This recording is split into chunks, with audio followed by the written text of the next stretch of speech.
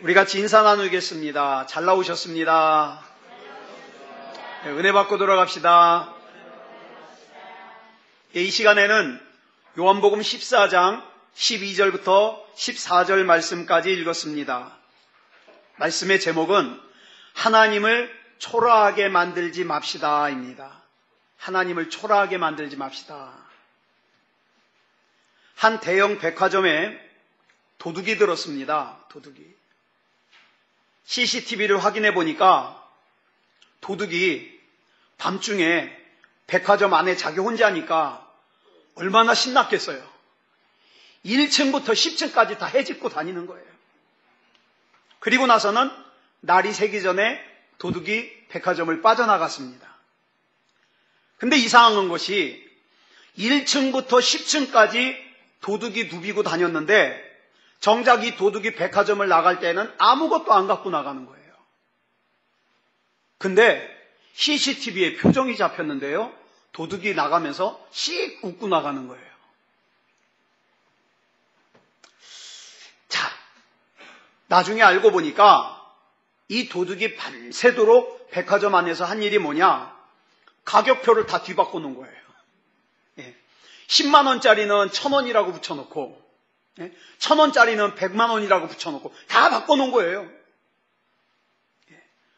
아침이 돼가지고 백화점 직원들이 출근을 했습니다. 그리고 이제 백화점 여는 시간이 돼가지고 손님들이 들어왔어요. 당연히 어떻게 돼야 돼요? 백화점이 난리가 나야 되죠. 그죠? 이상해요. 조용해요. 직원들은요, 가격표가 바뀐 대로 팔고 있어요. 더 이상한 건 사람들이에요. 가격표가 바뀐 그대로 사고 있어요. 아무 이상이 없어요. 이 이야기가 말도 안 되는 얘기 같죠?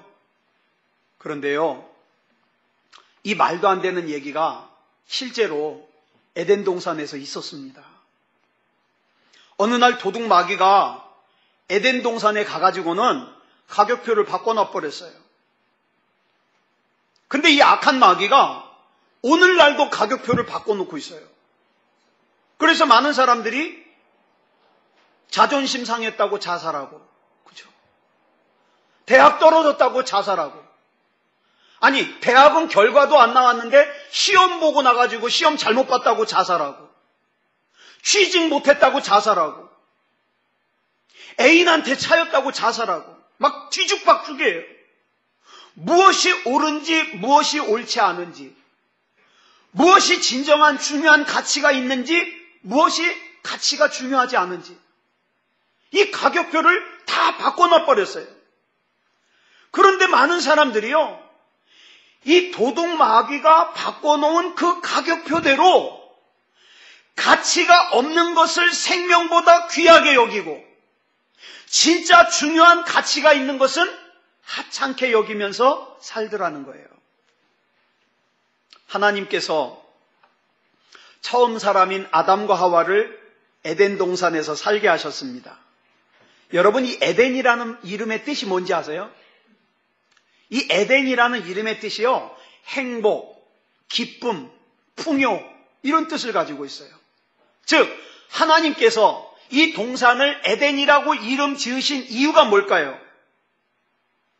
이 아담과 하와가 이 동산에서 행복하게 살기를 원하시는 거예요.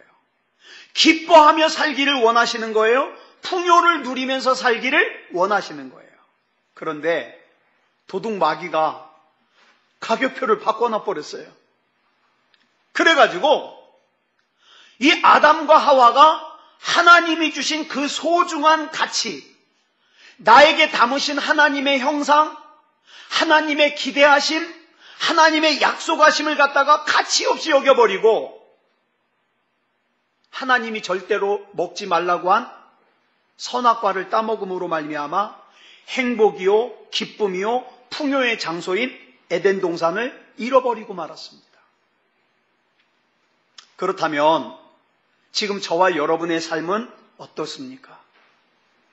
지난 일주일 동안 여러분의 그 가격표는 하나님이 주신 가격표대로 사셨습니까? 아니면 마귀가 바꿔놓은 가격표대로 사셨습니까? 여러분, 신앙생활에서 가장 중요한 것은 믿음입니다. 그래서 우리는 히브리서 11장을 갖다가 믿음장이라고 불러요. 그런데 이 히브리서 11장을 보면 아무것도 없는 사람들이 믿음 하나 가지고 그 믿음으로 하나님의 약속을 붙들고 그 믿음으로 나라를 이기고 그 믿음으로 사자의 입을 틀어 막았다고 증언하고 있습니다. 그런데 마귀가 가격표를 바꿔다 버리니까 우리는 뭐라고 생각해요? 아이, 그건 옛날 일이지. 지금 나하고는 상관이 없어. 왜? 가격표가 그게 아닌걸. 그렇죠? 한마디로 믿음이 얼마나 대단한 것인지를 히브리서 11장은 설명하고 있는데 마귀가 바꿔놓은 가격표대로 우리는요, 이 믿음을 굉장히 하찮게 여겨요. 자, 믿음은요, 저와 여러분이 모든 싸움에서 이기게 하는 힘이 있습니다. 그래서요, 교회는 사람이 많은 게 중요한 게 아니라 누가 많아야 돼요? 믿음 있는 사람이 많아야 돼요. 믿음 있는 사람이. 제가 어저께 저기 목동에 있는 지구촌교회 바자회 하는 데를 가봤거든요. 해물파전 맛있더라고요. 역시 이 집사님들, 권사님들 요리 솜씨는 참 좋은 것 같아요. 그래서 저희 식구가 그 지구촌교회 바자회 하는 데 가서 한 끼를 해결하고 왔는데 제가 거기서 이렇게 많은 사람들이 오가는 걸 보면서 생각한 게 이거예요.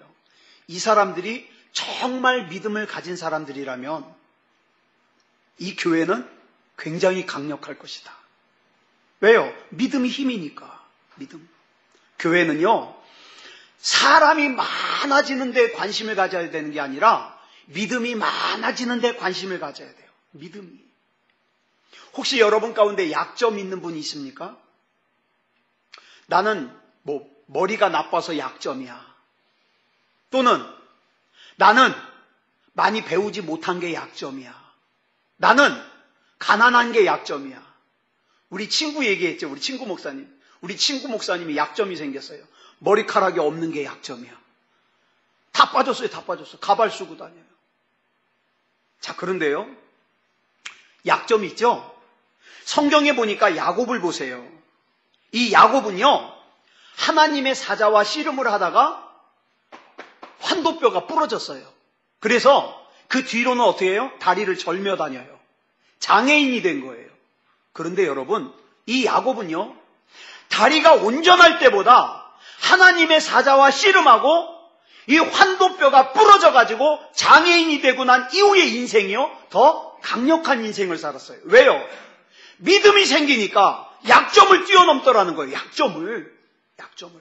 그래서 요한 1서 5장 4절을 보니까 뭐라고 말씀하고 있습니까? 시작. 무릇 하나님께로부터 난 자마다 세상을 이기느니라. 세상을 이기는 승리는 이것이니 우리의 믿음이니라. 아멘. 여러분, 세상을 뭐가 이겨요? 믿음이 이겨요. 믿음이. 그렇기 때문에 우리는 믿음을 확실하게 붙들어야 됩니다. 이렇게 믿음을 확실하게 붙들면 어떤 일이 일어날까요? 대표적으로 두 가지 일이 일어나는데 오늘 좀 살펴보려고 그래요. 자, 첫 번째로는 어떤 일이 일어나느냐? 요한복음 14장 1절을 보면요, 예수님께서 십자가를 지신다는 말씀을 제자들에게 하셔요. 그랬더니요, 제자들이 갑자기 두려워하기 시작합니다. 그런 제자들에게 예수님께서 첫 번째로 하신 말씀이 뭐예요? 근심하지 말아라. 근심하지 말아라. 여러분, 믿음이 있으면 근심에서 벗어날 수 있습니다. 두려움에서 벗어날 수 있습니다. 좌절에서, 절망에서, 낙심에서 벗어날 수 있습니다. 우리 같이 한번 읽어볼까요? 시작. 너희는 마음에 근심하지 말라. 하나님을 믿으니 또 나를 믿으라. 그러니까 여러분, 이 말씀이 이런 뜻이에요. 하나님을 믿고 여기서 나가 누구예요? 예수님이죠. 예수님을 믿으면 근심할 필요가 없다. 근심할 필요가 없다. 바꿔 말하면 근심을 한다는 건 무슨 뜻이에요? 하나님을 믿지 못한다는 뜻이에요. 예수님을 믿지 못한다는 뜻이에요. 근심이 왜 나쁘냐? 근심이 나쁜 이유가 참 많아요. 많은데 그 중에 가장 큰 이유가 뭐냐 하면 근심은요, 사람으로 하여금 아무것도 못하게 만들기 때문에 나빠요. 예? 예전에 제가 이런 말씀 드렸죠. 두려움. 두려움의 원어의 뜻이 뭐냐면요, 목줄기를 물어뜯는다는 뜻이에요. 맹수가요, 사냥을 할 때 어디를 물어요? 몸통을, 목을 물어요. 목을 물면 숨을 못 쉬니까 어떻게 해요? 죽어버려요. 그래서 여러분, 두려움은요, 염려는요, 근심은요, 저와 여러분의 이 목줄기를 물어뜯기 때문에 어떻게 해요? 숨도 잘 쉬어지지도 않고 뭐를 해도 되지도 않고, 그래서 어떻게 해요? 무기력해지는 거예요. 그러니까 예수님을 믿지 못하면 뭐가 생기고? 근심이 생기고, 근심이 생기면 뭐가 생기고? 두려움이 생기고, 두려움이 생기면 우리를 마비시켜서 아무것도 못하게 만든다. 그뿐만 아니라 여러분, 근심이 생기면요, 우리 하나님을 초라하게 만들어요. 우리 하나님을. 여러분, 내가 믿음으로 사는 것은요, 나도 믿음으로 능력 있게 살아서 좋은 일이지만 내가 믿음으로 살면 우리 하나님이 영광스러워하셔요. 그런데 내가 믿음이 없으면 하나님이 초라해져요. 왜? 우리 하나님은 나의 주인이시거든요. 예를 들어서 제가 예인이 옷을 한 벌 사주려고 옷가게를 데리고 갔어요. 그리고 이렇게 얘기합니다. 예인아, 옷 골라. 너 입고 싶은 거 아무거나 사. 아무거나 사. 그런데 얘가 갑자기 아빠 돈 있어? 있으니까 마음대로 골라. 그랬더니 직원에게 이렇게 말합니다. 이 집에서 제일 싼 게 뭐예요? 여러분, 이렇게 얘기하면 제가 이렇게 생각하겠죠. 아유, 역시 우리 예인이는 생각이 깊어. 생각이 깊긴요. 자식이 그렇게 얘기하면요, 아버지는요, 초라해지는 거예요. 얘가 아빠를 뭘로 알길래, 아빠를 어떻게 알길래 이 옷 한 벌 사줄 수 없는 아빠로 알까? 초라해지는 거예요. 아빠를 얼마나 무능력하게 봤으면 가장 싼 거를 찾고 아빠 돈 있냐고 자꾸 확인할까요? 이것은요, 아빠를 믿지 못한다는 뜻이고 결과적으로 아빠를 초라하게 만드는 거예요. 그렇죠? 근데 여러분, 하나님 얼마나 초라하게 만드십니까? 하나님이 나에게 아무것도 줄 수 없을 것 같으니까 아예 구하지도 않잖아요. 나 혼자 끙끙 앓잖아요. 하나님 초라하게 만드는 거죠. 가만히 보면은요, 인간관계가 좋은 사람들을 보면요, 그 사람들의 태도 속에 자기 옆에 있는 사람을 굉장히 영광스럽게 하는 사람들이 있어요. 제가 화요일 날 만난 그 목사님이 그런 친구예요. 자기는 굉장히 막 죽을 것 같아. 막 공황장애에다가 오죽하면 머리가 다 빠졌겠어요. 2달 사이에. 그런데요, 그렇게 힘든 그 친구 목사님이요, 제가 점심이라도 한 끼 대접하려고 갔더니요, 얼른 가서 자기가 계산해버려가지고 저는 얻어만 먹고 왔어요. 근데 나오면서 하는 말이 뭔지 아세요? 목사님이 이렇게 와주니까 교회 공사하느라고 피곤했던데 이 피곤이 싹 풀리는 것 같다고. 저는요, 위로해 주려고 하다가 제가 힘을 더 얻고 왔어요. 예. 반면에 어떤 사람들은요, 자꾸 옆에 있는 사람들을 초라하게 만드는 사람이 있어요. 내가 옆에 있는 사람을 자꾸 초라하게 만들면 자기가 괜찮아지는 줄 착각하는 거예요. 아니에요, 여러분. 이런 말 들어보셨죠?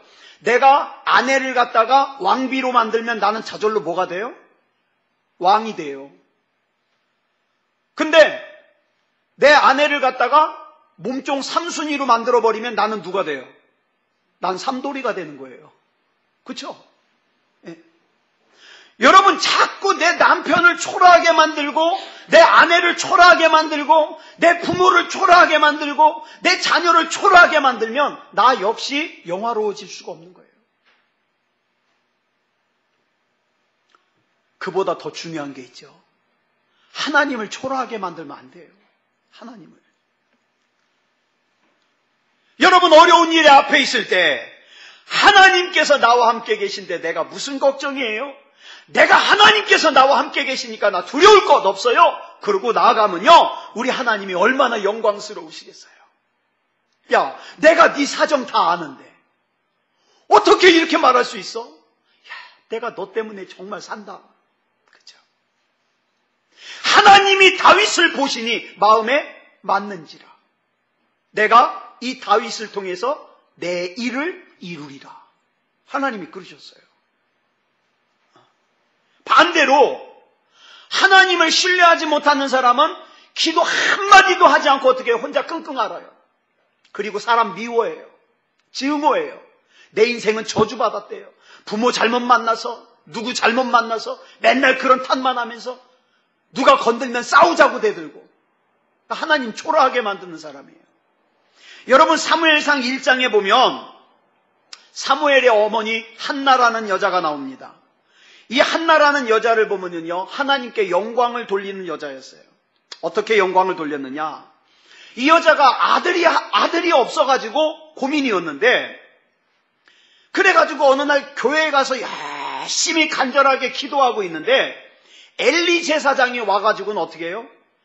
자기는 기도하지 않으면서 기도하는 한나 기도를 갖다가 멀리서 지켜보니까 한나가 막 간절하게 기도하느라고 막 이러니까 술 취한 줄 알았어요. 그래서 가서 하는 말이에요. 웬 젊은 여자가 낮부터 낮술에 취해가지고 그러느냐? 그랬더니 한나가 아닙니다. 내가 지금 술에 취해서 그러는 게 아니라 내 간절함으로 하나님 앞에 기도하고 있는 것입니다.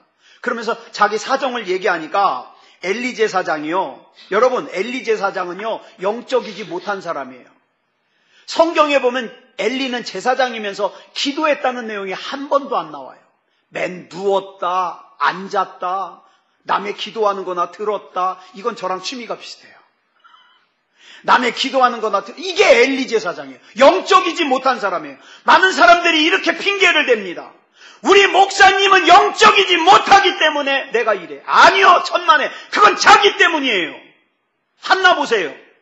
이 영적이지 못한 엘리 제사장이 한나에게 와가지고 뭐라 그럽니까? 평안히 가라. 이스라엘의 하나님이 내가 기도하여 구한 것을 허락하시기를 원하노라. 그랬더니 한나의 반응이 18절에 나와요. 사무엘상 1장 18절 시작. 이르되 당신의 여종이 당신께 은혜 있기를 원하나이다 하고 가서 먹고 얼굴에 다시는 근심빛이 없더라.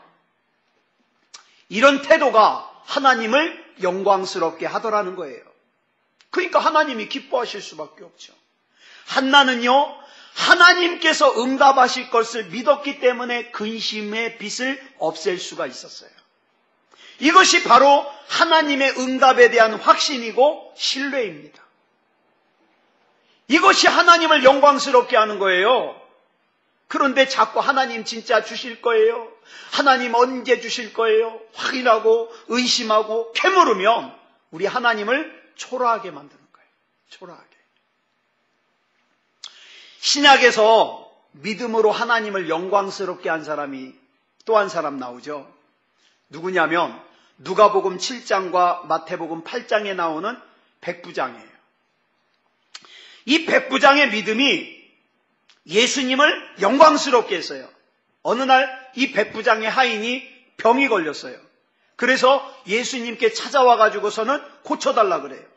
그래서 예수님께서 그래 가자고 가서 고쳐주겠다 그러시니까 마태복음 8장 8절에서 이 백부장이 뭐라 그래요? 시작.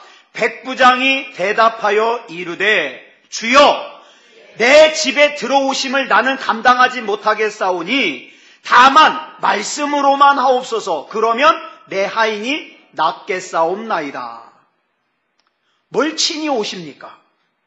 병을 주관하시는 주님께서 말씀만 하셔도 내 하인의 병이 나을 것을 내가 믿습니다.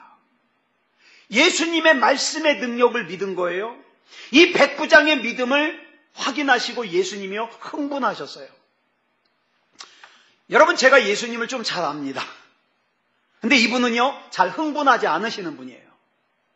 그런데 성경에 보면 이런 예수님이 흥분하신 예가 몇 번 나와요. 근데 그 중에 하나가 이 백부장 때문에 흥분하셨어요.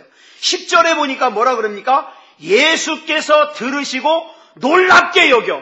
예수님의 눈이 커졌어요. 흥분하셨어요. 이게 뭐야? 이게 뭐야? 그리고 뭐라 그럽니까? 우리 그 뒤에 읽겠습니다. 시작. 따르는 자들에게 이르시되 내가 진실로 너희에게 이르노니 이스라엘 중 아무에게서도 이만한 믿음을 보지 못하였노라. 여러분, 이 말씀 속에서 우리가 느낄 수 있는 것은요, 예수님께서는 지금 백부장 때문에 영광을 느끼고 계신 거예요. 영광을. 그렇다면 우리는 어떻게 하는 것이 하나님께 영광일까요? 커다란 성전에서 수백 명의 성가대가 오케스트라 반주에 맞춰가지고 막 성가 찬양을 하면 영광이죠? 또 그냥 한 달에 한 번씩 사과박스에다가 그냥 5만 원짜리 지폐를 가득 넣어가지고 11조 하면 영광이죠? 음향시설을 기가 막히게 해놔가지고 막 음향 소리만 들어도 가슴이 울렁울렁하면 하나님께 영광이죠? 여러분, 이런 것들이 분위기상 하나님 앞에 영광 돌리는 거에 영향을 줄 수는 있어요. 그러나 우리 하나님은요, 적은 수가 예배를 드려도 그 예배가 예배다운 예배이면 영광스러워 하십니다. 네. 음향시설이 안 좋아도 영광스러워 하십니다. 네. 내가 형편이 안 돼서 헌금을 제대로 못해도 영광스러워 하십니다. 그러면 하나님께서 언제 영광스러워 하십니까? 우리 하나님은요, 우리가 하나님을 전적으로 신뢰할 때 영광스러워 하십니다. 신뢰할 때. 우리가 하는 기도도 마찬가지예요. 하나님을 영광스럽게 하는 기도가 있는가 하면 막 하나님 앞에 주먹질하면서 하나님 초라하게 만드는 기도도 있어요. 하나님을 영광스럽게 하는 기도는요, 전 하나님 믿습니다. 하나님께서는 하나님의 때에 반드시 하나님께서 내 안에 담으신 섭리를 이루실 줄 믿습니다. 그렇기 때문에 나는 지금 내 눈에 보이는 이 상황과 형편과 환경에 지배당하지 않습니다. 나는 하나님의 자녀입니다. 나는 그리스도인입니다. 이렇게 고백할 수 있는 거죠. 우리가 하나님을 신뢰하지 못해서 안절부절하면서 막 드리는 기도는요, 하나님을 초라하게 만드는 기도예요. 우리 하나님을 영광스럽게 하는 기도를 하는 사람들은요, 하나님께 기도했으면 염려하지 않습니다. 그래서 베드로전서 5장 7절을 보면 뭐라고 하고 있어요? 시작! 너희 염려를 다 주께 맡기라! 이는 그가 너희를 돌보심이라. 주께서 돌보시는 저와 여러분에게는 기도 제목은 있을 수 있어요. 기도 제목은 있을 수 있지만 염려는 있으면 안 됩니다. 그렇죠? 네. 예를 들어 볼까요? 저는요, 전도사 때요, 굉장히 좋은 옷을 제가 섬기던 교회 담임 목사님한테 한 벌 얻었어요. 저 신용산에서 목회하시는 이윤구 목사님이라고, 그 목사님은 키가 약 180이 되는 것 같아요. 그분은요, 양복이요, 한 벌에 그 당시에 100몇십만 원짜리 입었거든요. 그게 막 쫙 농을 데리고 가서 여는데 가득 찼어요. 와, 난 그때 한 벌에 5만 원짜리 막 구겨진 거 막 파는 데서 그거 사다가 그 달에 입었었는데. 근데 하루는 목사님이 딱 데리고 가더니 농을 딱 열더니 한 벌 골라! 이 전도사. 저는 벌벌벌 떨리는 손으로 한 벌을 다 골랐어요. 근데요, 소매도 길죠. 다리도 길죠. 품도 안 맞죠. 옷은 좋은 옷인데 안 맞아요. 제가 고민을 하겠죠. 이걸 어떻게 고치지?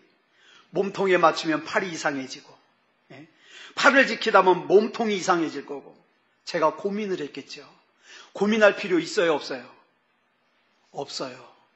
딱 세탁소 갖고 가서 저 재고요, 이 옷 저한테 맞춰주세요. 그러면 되는 거예요. 그죠? 그런데 여러분, 아무 염려하지 말고 세탁소에 맡기라. 그리하면 세탁소가 알아서 고쳐주리라.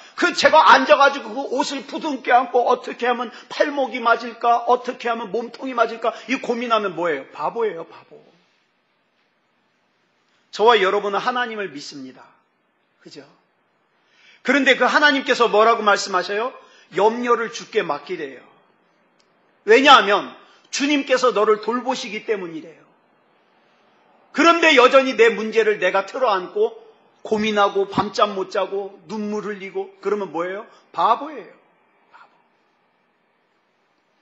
가나의 혼인잔치에서 포도주가 떨어졌습니다. 요한복음 2장 5절에 보니까 마리아가 하인들에게 뭐라고 합니까? 너희에게 무슨 말씀을 하시든지 그대로 하라. 저는요, 새소망교회 목사로서 여러분들에게 이 마리아가 했던 말을 여러분들에게 똑같이 하고 싶어요.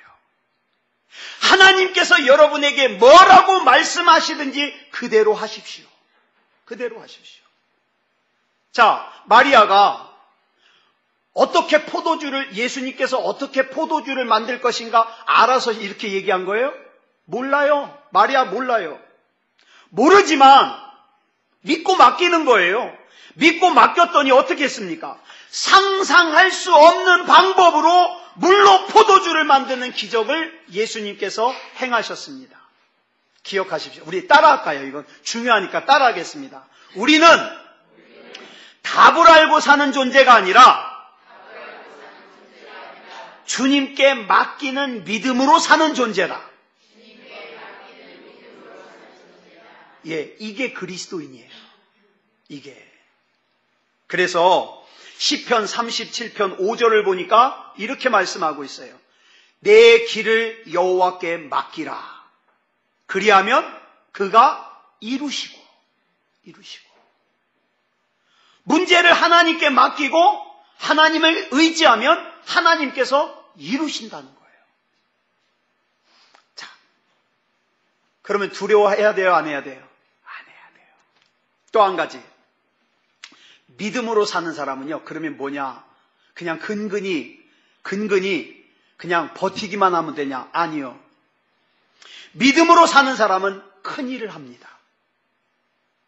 여러분, 한 번뿐인 인생 살면서 그냥 이렇게 살다가 마무리 하시겠습니까? 저는 그러고 싶지 않아요. 저는 정말 큰일 하고 싶어요. 제가 새소망교회에 온 지 18년 됐습니다. 새소망교회에 와서 목회한 만큼만 한 번만 더 하면 저는 은퇴해요.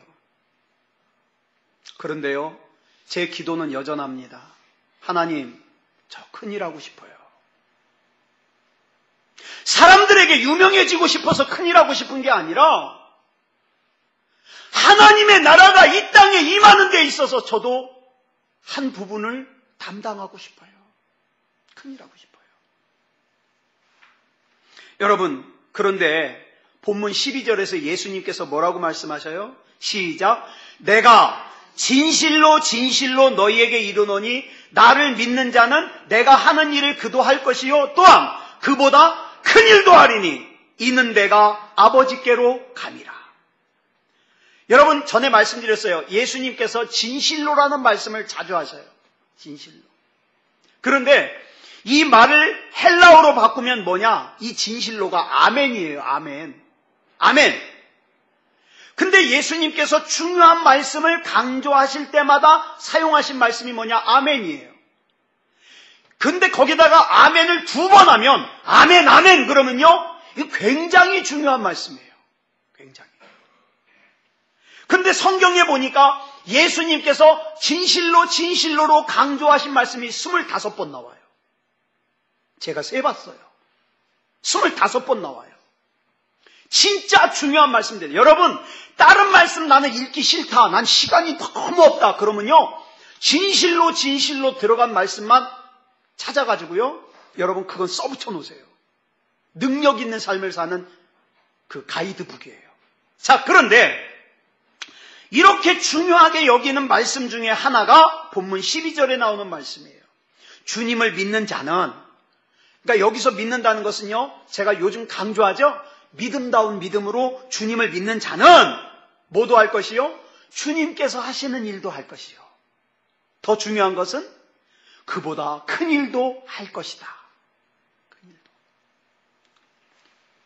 이 말씀을 저와 여러분이 믿으면 저와 여러분도 큰일 합니다. 하나님을 신뢰하지 못하는 사람은 여전히 어떻게 해요? 나는 칼을 가져야 돼, 창을 가져야 돼, 방패를 가져야 돼. 그래야 내 앞에 있는 저 골리앗을 이길 수 있지. 그러면서 어떻게 해요? 막 칼도 막 좋은 거 찾아다니고 창도 좋은 거 찾아다니고 세상의 방법을 찾죠. 그런데 여러분, 세상에 대하여 미련한 다윗은 어떻게 했습니까? 너는 칼과 창과 방패로 나아오지만 나는 네가 모욕하고 네가 무시하고 네가 만월히 여긴 만군의 주 여호와 하나님의 이름으로 너에게 간다. 누가 이겼어요? 다윗이 이겼습니다. 저는 저와 여러분이 이렇게 세상 사람들이 볼 때에는 미련할지라도 만군의 주 여호와 하나님의 이름을 붙들고 나갔으면 좋겠어요. 정말 그렇게 미련했으면 좋겠어요. 미련했으면. 믿음을 떠났는데도 불구하고 세상의 재미에 취해가지고 세상의 욕심에 취해가지고 내게서 믿음이 떠난 것도 모르고 산다면 그 자체가 저주예요. 예. 여러분, 실패한 인생보다 더 무서운 인생이 뭔지 아세요? 믿음 없이 사는 인생이에요. 믿음 없이 사는 인생. 그래서요, 마귀는요, 저와 여러분으로 하여금 예배를 떠나게 하고 기도를 떠나게 하고 믿음을 떠나게 하고 하나님을 떠나서 살게 하려고 자꾸 뭘 쥐어줘요? 쥐업 열매. 여러분 한번 생각해 볼까요? 여러분들이 우리 교회에서 예배 드리는 시간에 내가 예배를 드릴 수 있음에도 불구하고 내가 예배를 안 드릴 때 그 예배와 맞바꾼 것이 뭡니까? 그거 한번 생각해 보세요. 나는 뭐 때문에 수요일 예배 못 드려? 나는 뭐 때문에 금요일 날 기도회 못 해? 이런 것들 있죠? 그거 한번 생각해 보세요. 그게 정말 그렇게 중요한가요? 어쩌면 그 쥐업 열매일 거예요. 마귀는요, 그거 쥐어놓고 여러분들이 믿음다운 믿음이지 못하게 하는 거예요. 왜? 여러분의 인생 그냥 그렇게 끝나게 만들려고. 이게 마귀의 계략이라니까요. 여러분, 사막의 교부인 앤서니라고 하는 교부가 있었어요. 어떤 사람이 어느 날 이 앤서니 교부에게 와서 물었습니다. 선생님, 사람이 하나님을 기쁘시게 하려면 어떻게 살아야 됩니까? 그랬더니 앤서니 교부가 두 가지를 대답했어요. 첫째, 매사에 하나님을 인식하고 말씀에 순종해라. 이 말씀은 이거죠. 하나님께 나아가는 자는 그가 계신 것과 그가 자기를 찾는 자들에게 상 주시는 이심을 믿어야 할지니라. 이 말씀이에요. 당연히 알고 있는 말씀이죠. 두 번째가 아주 중요해요. 둘째, 어느 자리에 있든지 쉽게 떠나지 말아라. 어느 자리에 있든지. 무슨 얘기예요? 우리는요, 무슨 문제가 생기면 그 문제를 피하려고 자꾸 그 자리를 뜨려고 합니다. 그죠? 그 자리를 떠나면 해결되는 줄 알아요. 아니요. 똑같은 문제 또 생깁니다. 똑같은 문제. 그래서 어떤 공동체에 문제가 생기면 그 공동체를 떠나버리고, 친구와 문제가 생기면 그 친구를 떠나버리고, 가정에 문제가 생기면 이혼해가지고 가정을 떠나버리려고 그러고, 이게 해결책일까요? 아니요. 마귀가 파놓은 함정입니다. 떠난다고 되는 게 아니라 그 자리에서 답을 찾아야 돼요. 주여 말씀하옵소서. 지금 이 상황 가운데에서 나에게 하시는 말씀이 무엇입니까? 내가 주의 말씀대로 행하리이다. 그래서 하나님 안에서 믿음을 가지고 인내심을 가지고 그 자리에 뿌리를 내리는 거예요. 주님의 뜻을 이루소서. 고요한 중에 기다리오니 기다리니 진흙과 같은 날 빚으사 주님의 형상 만드소서. 주님, 지금 나의 이 가정에서 하나님의 형상을 만들어 주시옵소서. 나의 이 상황에서 하나님의 형상을 만들어 주시옵소서. 나는 하나님만으로 만족합니다. 우리 가정이 주님의 형상이 되게 해주시옵소서. 나의 인생이 하나님의 형상이 되게 해주시옵소서. 나의 사업장이 하나님의 형상이 되게 해주시옵소서. 이렇게 하나님을 신뢰하는 가운데 기도하면서 하나님의 응답을 기다리는 거예요. 그러면 이렇게 큰일 할 수 있는 무기가 뭘까? 그 무기가 바로 기도입니다. 기도. 본문 13절이죠. 같이 읽어볼까요? 시작. 너희가 내 이름으로 무엇을 구하든지 내가 행하리니 이는 아버지로 하여금 아들로 말미암아 영광을 받으시게 하려 함이라. 저와 여러분이 예수 그리스도 이름으로 기도해서 응답을 받으면 저와 여러분도 좋지만 그 일을 통해서 하나님이 영광 받으셔요. 얼마나 좋습니까? 근데도 기도 안 해요? 안 하려면 말고. 안 하려면 말고. 예수님의 이름으로 기도하고 그 기도의 응답을 신뢰하는 거예요. 밤낮 근심하고 두려워만 하면서 아무것도 안 하는 것은 우리 하나님을 초라하게 만드는 거예요. 결국 중요한 건 믿음과 기도입니다. 우리가 믿고 기도하면 하나님께서 영광을 받으셔요. 그래서 요한 1서 5장 14절에 뭐라 그랬습니까? 그를 향하여 우리가 가진 바 담대함이 이것이니. 그 담대함이 뭐라고요? 그의 뜻대로 무엇을 구하면 들으십니다. 우리 하나님은 내가 하나님께 기도하면 반드시 응답하실 걸 믿기 때문에 나는 담대할 수 있는 거예요. 사자굴에 들어가도 풀무불에 들어가도. 그렇죠? 왜? 하나님의 뜻대로 구하면 들으실 걸 믿기 때문에. 내 자식을 내 힘으로 기르겠습니까? 아니요. 저는 포기했어요. 저는 하나님의 뜻대로 기르려고 합니다. 우리 교회 내 마음대로 목회할까요? 아니요. 전 포기했습니다.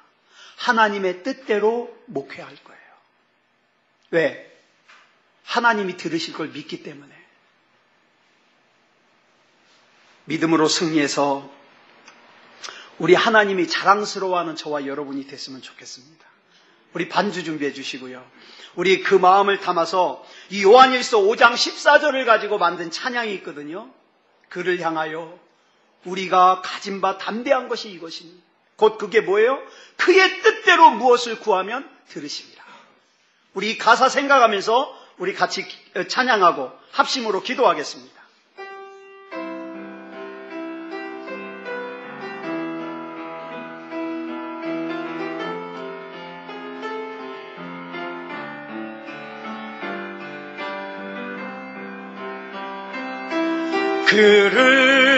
그를 향하여 우리의 가진 바 담대한 것 이것이니 그의 뜻대로 무엇을 구하면 들으심이라. 쓰러져 가는 자에게 믿음을, 절망이 있는 곳에는 소망을, 미움이 있는 곳에는 사랑을 가득 채워 주시네. 그를 향하여 우리의 가진 바 담대한 것 이것이니 그의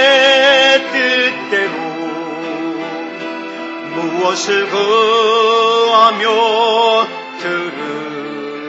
들으심이라.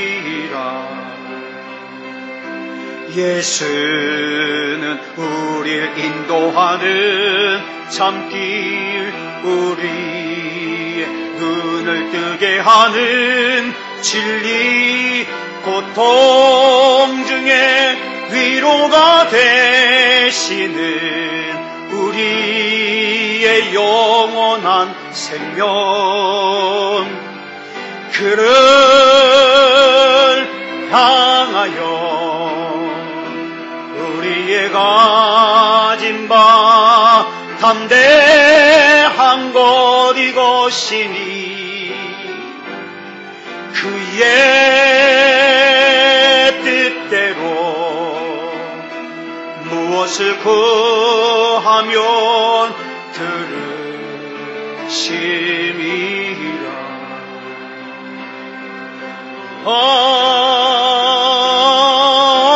아멘. 하나님의 뜻대로 이 시간 구하면 다 들으십니다. 저와 여러분이 하나님을 초라하게 만들지 않고 영광스럽게 만들고, 하나님께서 저와 여러분을 자랑스러워하실 수 있는 그런 저와 여러분이 되게 해달라고 우리 같이 합심으로 기도하겠습니다. 사랑의 아버지 하나님, 은혜를 감사합니다. 아버지 하나님, 이 시간 우리 하나님께서 붙잡아 주셔서 하나님 앞에 나와 예배할 수 있음을 감사합니다. 나의 믿음이 믿음다운 믿음이 되게 하시고 하나님 앞에 영광 돌리는 그런 믿음이게 하여 주시옵소서.